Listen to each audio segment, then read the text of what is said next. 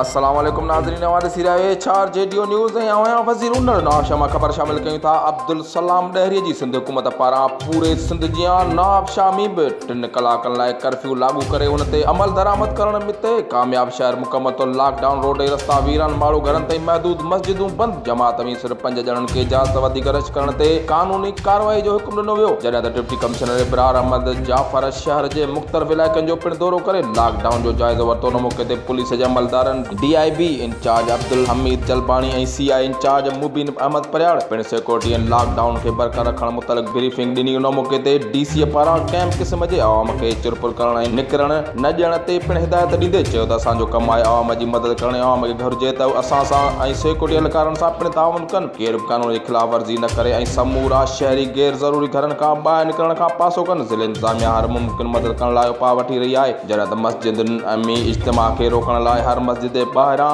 2 police एहलकार पिणु बीहारिया विया त जीअं को इज्तिमाही नमाज़ न पढ़ी सघनि। HR जेडीओ न्यूज़ में फ़िलहाल एतिरो ई। वधीक ख़बरनि अपडेट्स लाइ ॾिसंदा रहो HR जेडीओ न्यूज़।